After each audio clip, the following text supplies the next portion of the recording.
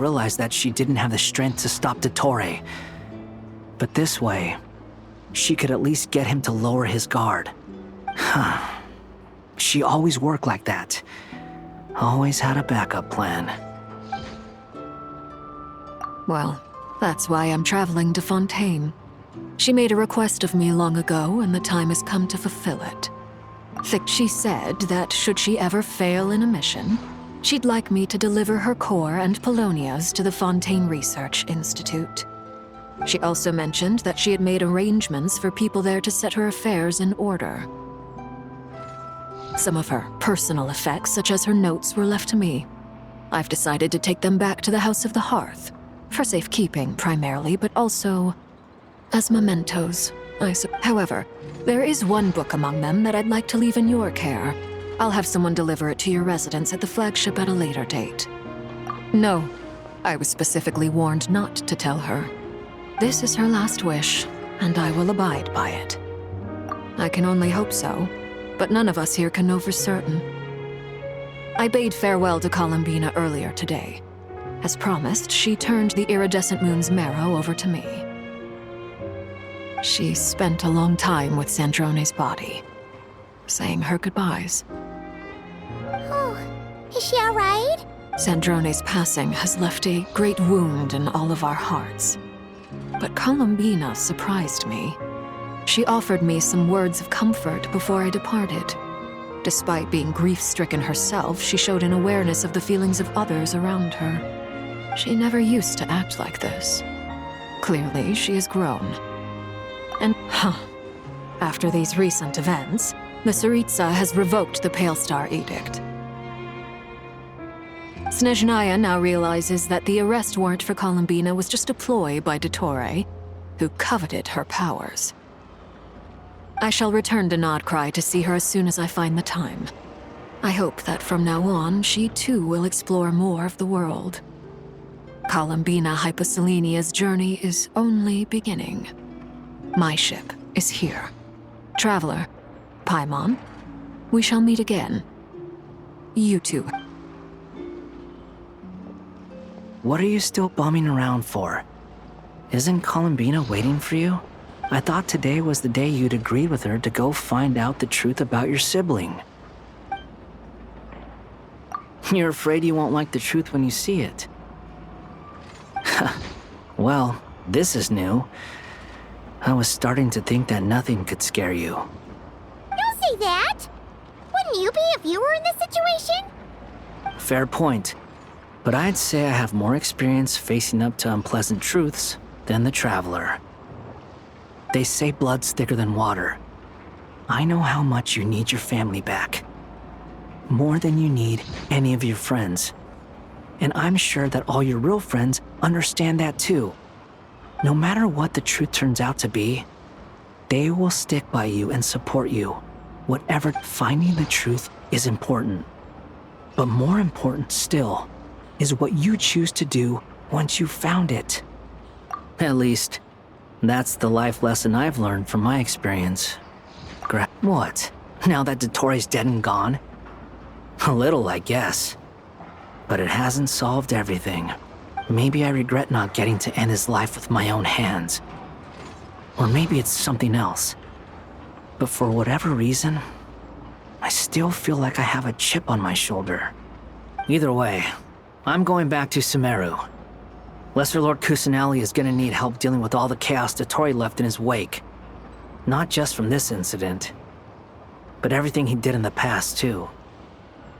You should continue with your journey, as you've always done. Who knows? Maybe we'll meet again someplace else.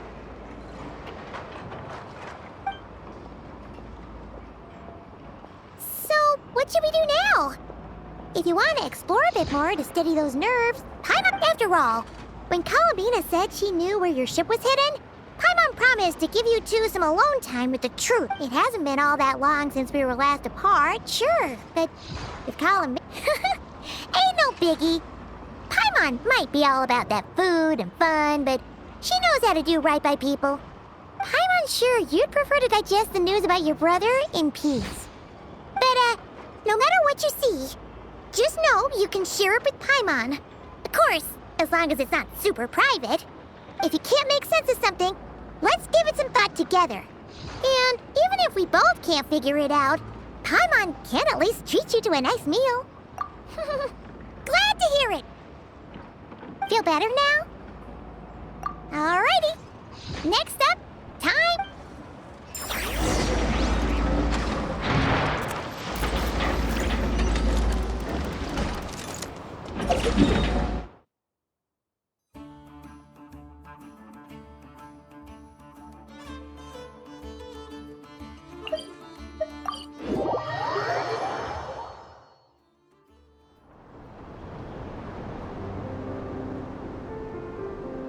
Columbina, we're here!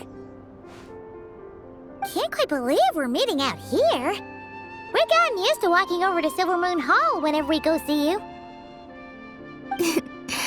Well, you're still welcome to go there whenever you want to see me.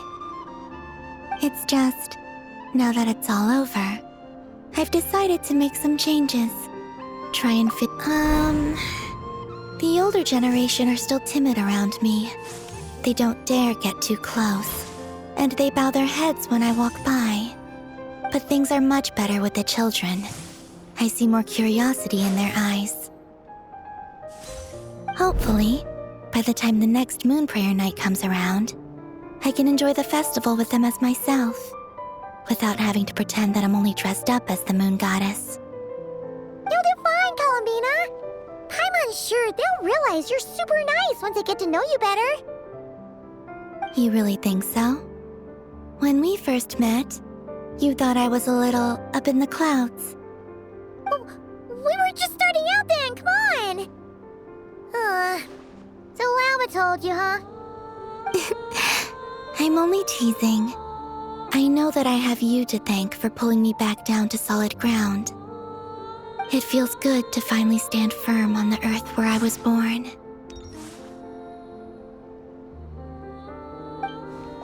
Oh, that's great!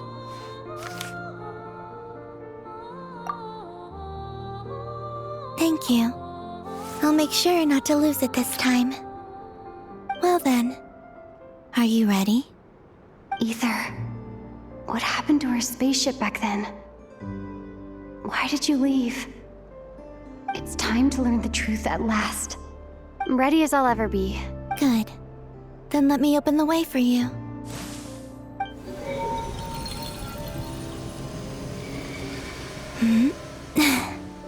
Where does this lead? To our shared destination. Huh? Do you remember me telling you about my missing prologue back when we just met? I said that my story began on the moon. But while I was inside the moon's reflection, I realized that my prologue was really hidden in the future. I just had yet to discover it at that point. The story of the time before I was born was in fact the story of my distant future. It's truly fascinating. But when I obtained the Trilunar Authority and returned to our present reality, I sensed something I hadn't expected. Your... So you mean... Yes, your spaceship. All this time, it has been hidden on the Frost Moon, which lay beyond the sky.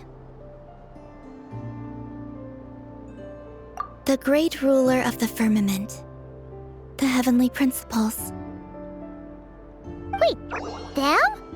Why would they do that? I don't know. Perhaps your ship contains something that is incompatible with Tevat.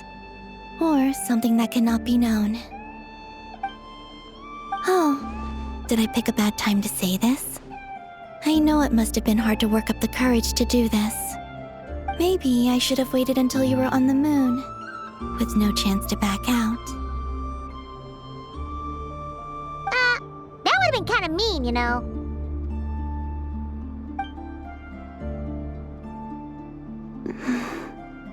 Oh? Whatever is hiding in that ship, it belongs to me and Ether. Those memories belong to us. No one else has the right to decide whether I should or shouldn't know about it. Not even the heavenly principles. Very well. Then let You two take care, alright? rest assured, Paimon. We will. Traveler, after you.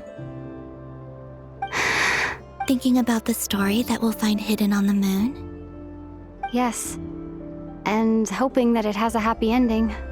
Stories like that don't exist, you know? You don't. I don't believe in endings.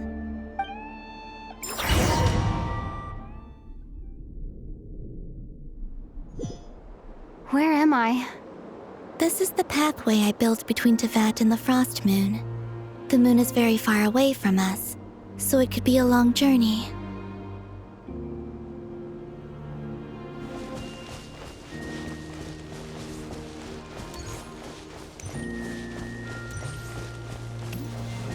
After I obtained the Trilunar Authority, I unwittingly saw past events from many of my friends' lives. One was Lauma. She was so young when they chose her to be the Moon Chanter. From then on, the Frost Moon Scions looked to her to bring messages from their goddess. But, for better or worse, I had left Hisi Island before she was ever born. It was not until much, much later that she met me. I think it's for the best. Because of the way things turned out, you had the opportunity to become friends. You're right. In that sense, I think we were both very lucky.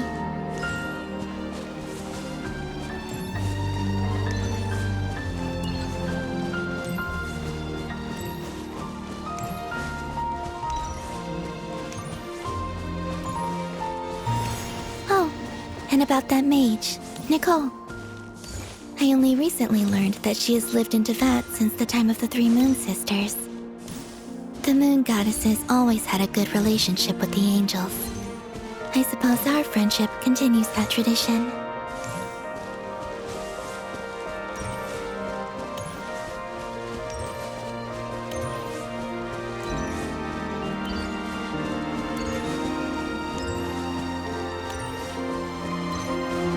And then there's Sandrone. I never knew that much about her, beyond the fact that she was created by someone called the Lord Artificer. She, too, suffered for a long time before joining the Fatui.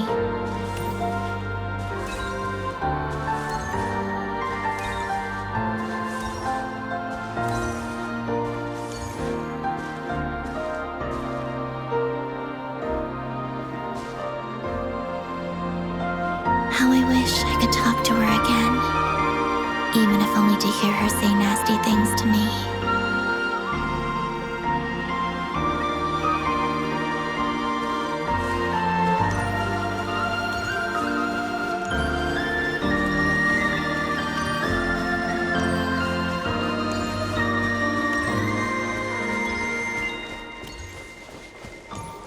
Also, I saw your sibling's story. I'm afraid I didn't see much. It seems that he rarely came to the surface where the moonlight shines.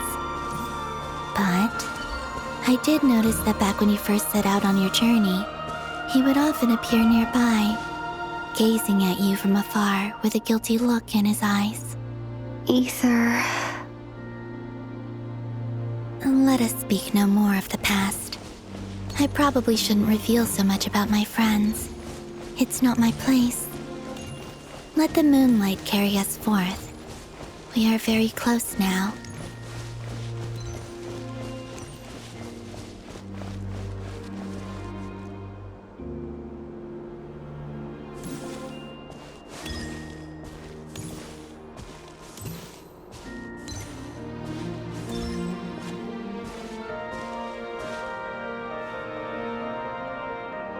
After this, I'd like to bring some Kuhenki to the moon as well. If they're willing, of course. What about your other friends? Will you bring them to visit too? Certainly. But I'll need to tidy the place up first. This home hasn't received any guests in a long, long time.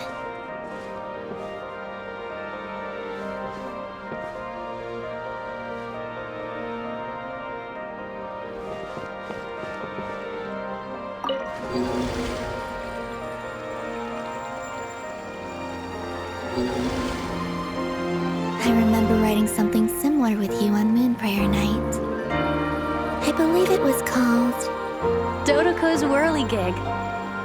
Yes, that was it. You asked me if I was afraid to return to the moon, and I said that I was. The idea that I had gained something precious, only to lose it so quickly. That frightened me. But I'm not afraid anymore. Besides, this time, we're traveling together.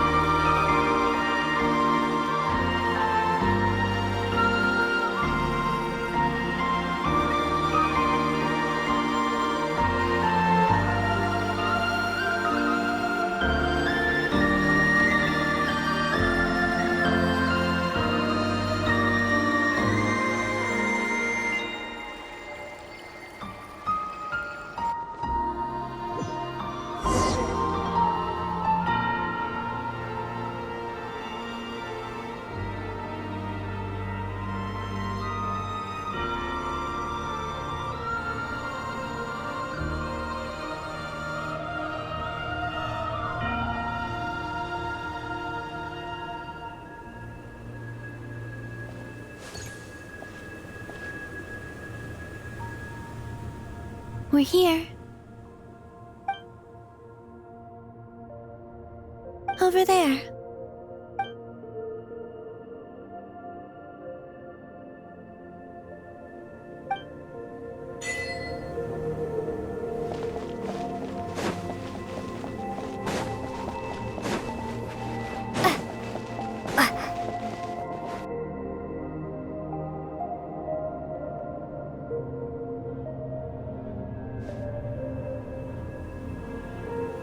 Our spaceship.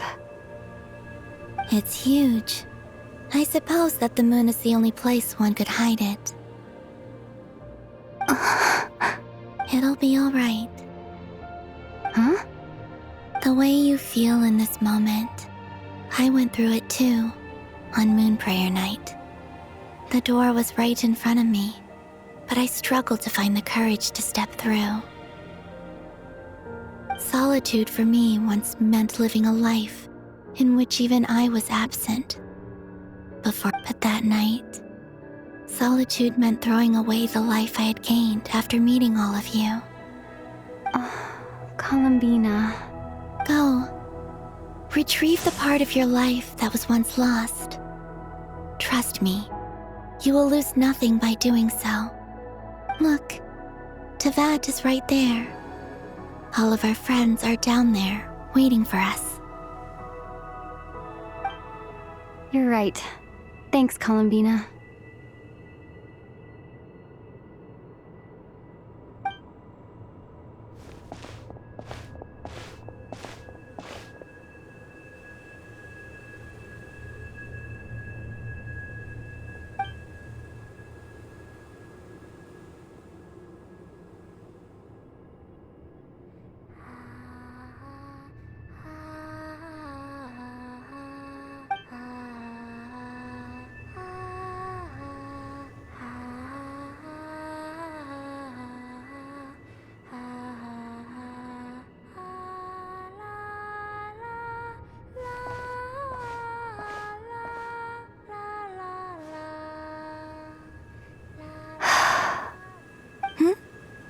Finished?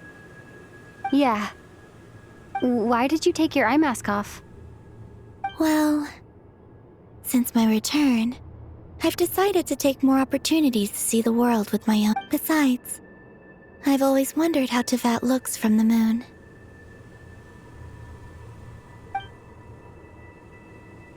And what do you think? It's beautiful. I could spend a whole day here just gazing at it. What about you? What do you think of the truth you found? I haven't looked at another person's expression in a long time, but I think yours is saying it was neither good nor... Keep this up, and it won't be long before you give Nefer a run for her money. Oh, I don't think that's going to happen. I'm much more used to sensing what's going on around me with Kuvaki. I think I'll save my eyes for seeing special moments I really want to remember.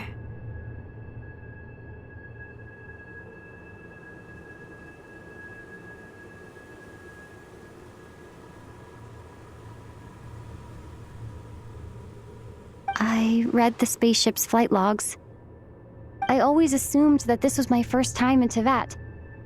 I thought that Ether and I must have been hibernating in space for centuries on end.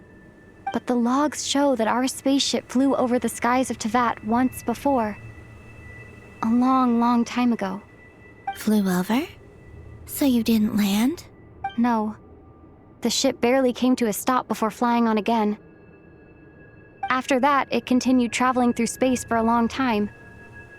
Some of the data is corrupted, but I suspect that it kept flying for thousands of years. It was only after that that the ship made a forced landing in Nodcry. When Ether found me, he came from outside the ship. Could this mean that he left the ship long before I did? Maybe even during our first pass over Tevat? Are you alright? Yes. I can feel that the truth is coming together, one small piece at a time.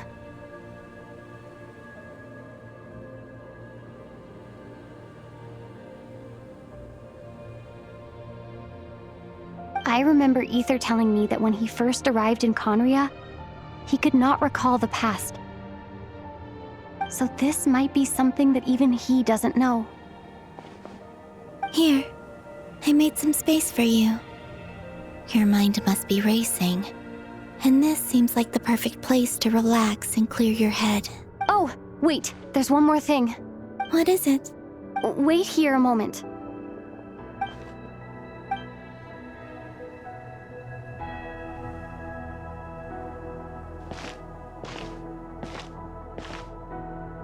Hey, Columbina.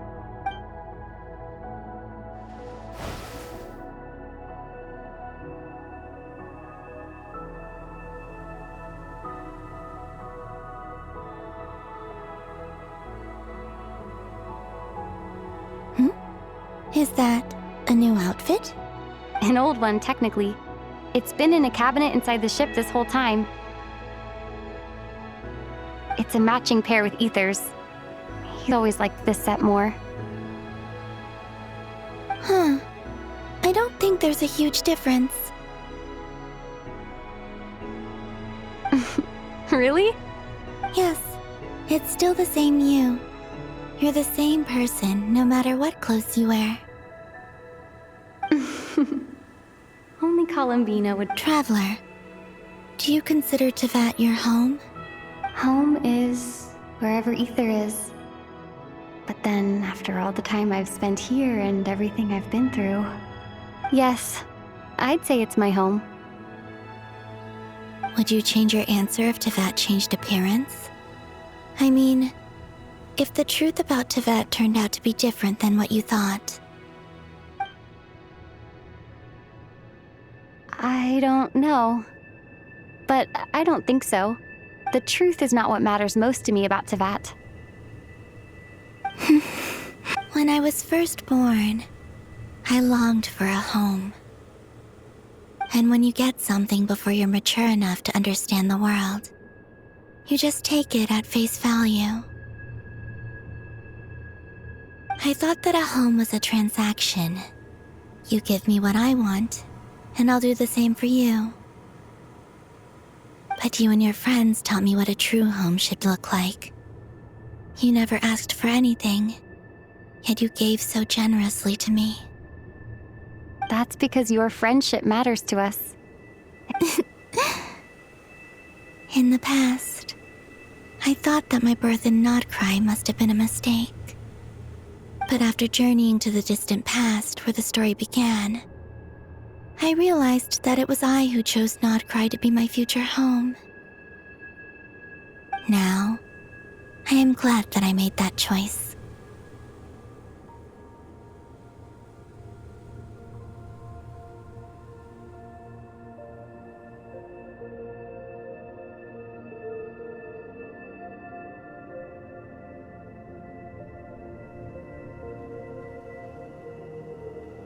I'm sure your friends are just as glad. In fact, I intend to make the same choice today as I did back then. What do you mean? Well, I've given the Eternal Moon's Marrow to Lauma, and the Iridescent Moon's Marrow to Arlecchino. And now, I shall return my Kuvagi to Nodcry again, that it may continue to protect my chosen home. Wait, but what about your body? Hmm? Oh, are you worried that I'll disappear again? I won't. Not this time. The Frost Moon has now entered the false sky, and I am the Trilune Goddess. I am only returning to Nodcry the part of me that it needs. I am giving what I can, because my home is worth it.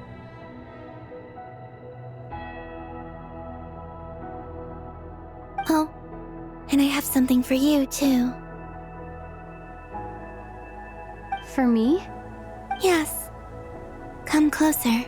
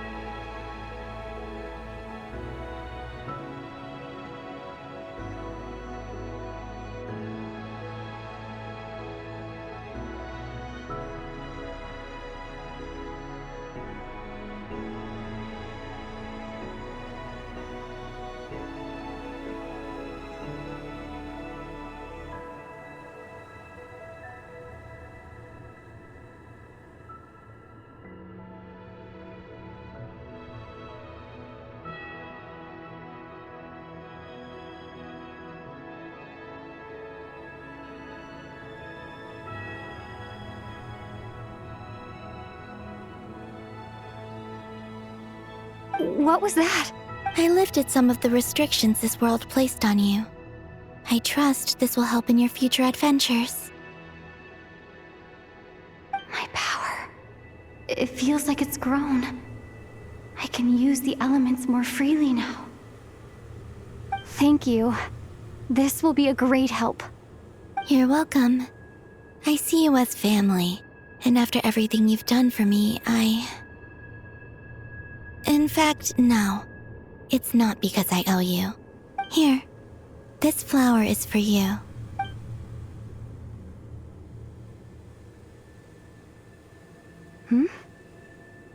Isn't this a moon prayer blossom? Yes. Don't worry. You will never see these flowers lose their color again. I'm finally discovering the joy of giving. How I wish I'd learned this sooner. Hey, better late than never.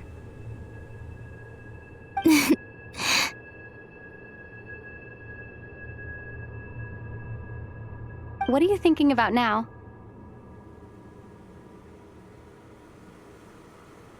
Why don't you take a guess? You get one shot. I don't think I'll get it in one guess, but I'm sure it's a happy thought. That's kind of a sneaky answer. I can't say you got it wrong. Down into that, the moon seems so far away. I felt it might always lie beyond my reach. But on the moon, everything feels so close by. The haze that once enshrouded the skies has finally been dispersed. I feel like a traveler on a winter's night, starting a new chapter in my tale by the warmth of a bonfire. I don't have a lot of luggage, but I do have a lot of hope for the future. Well, what's next? Next, to start with, I want to stay here just a little longer. After that, let's return home and continue our journey.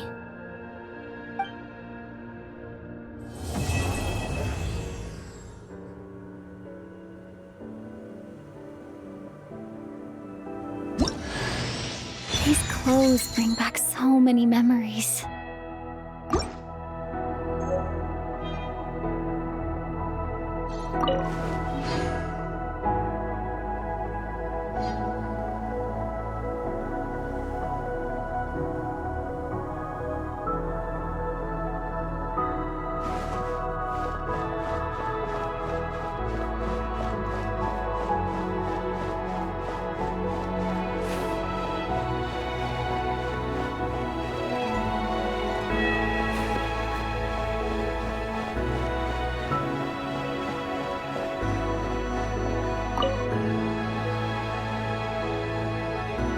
The journey goes on.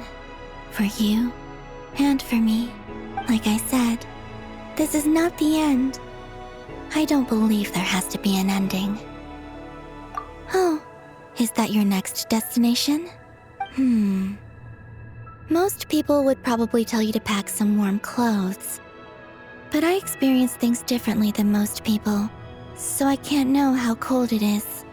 In fact, it is home to quite a wondrous heat source. I think they call it Kreshnik's torch. Every city in Snezhnaya is built around one of those. I sensed the energy it gave off as I was passing by on a railway train. It felt grand and distant. I also recommend the Korolievsky troupe in Snezhnograd. They give performances quite regularly, and entry was free for harbingers. I liked them a lot. Ice cold and sharp. Crystal clear in some ways, yet profoundly unfathomable in others. Like the thick layer of ice on top of a frozen lake. That's just the impression that Tsaritsa gives me. I was never able to glimpse what truly lies beneath that icy exterior. In fact, I don't think the people of Snezhnaya even know what kind of power their god wields. Maybe that's because the Tsaritsa herself has never acknowledged, nor accepted that power. There's Regrator, the Rooster, and the Jester.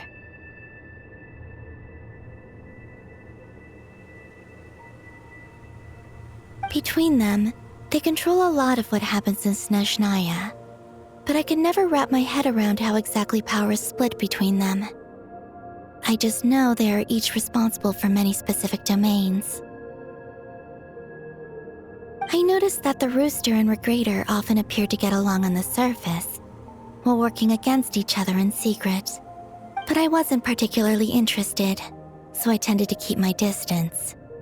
Now that I think about it, the term Mistelton often seemed to come up in connection with Project Stuja.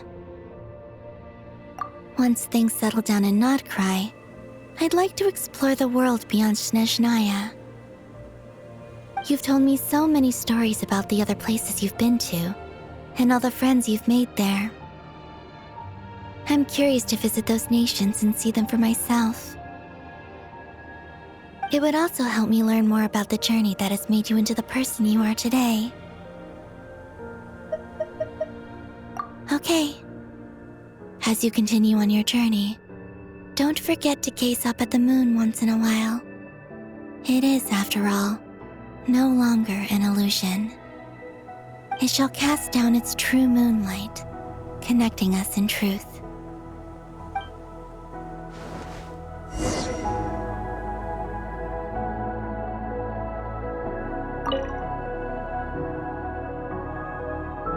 The journey goes on. Like I said, this is not the end. Okay. It shall cast down its true moonlight.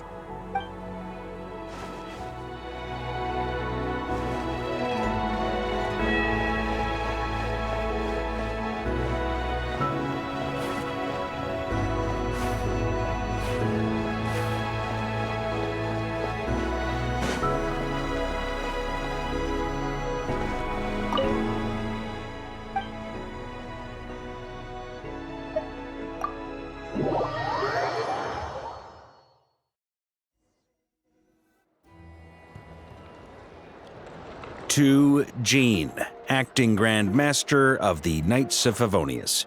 Ugh, this preamble is such a pain to write. It's probably high time we got rid of this acting business. I trust that Dern has updated you all on recent events. Hope we didn't worry you too much. The good news is, we managed to come together and put a stop to the Doctor's evil schemes.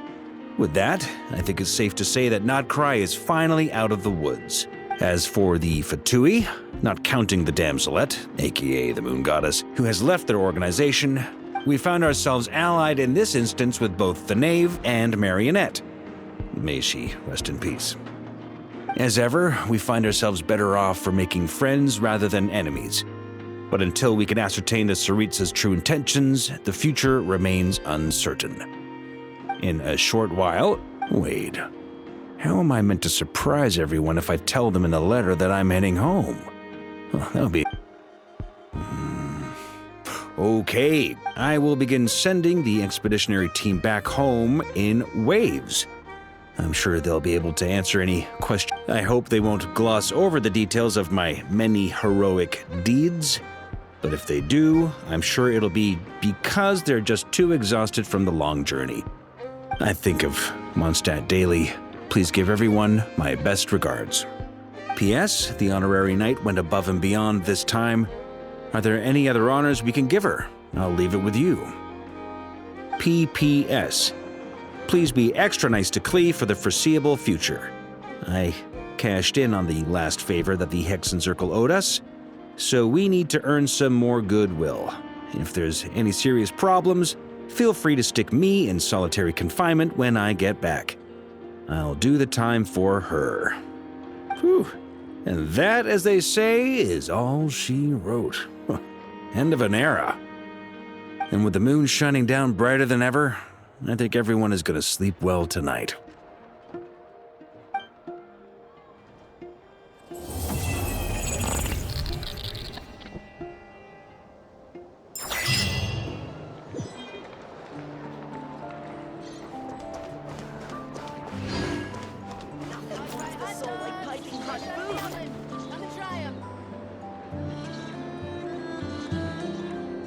Yes, it never hurts to try a bit harder.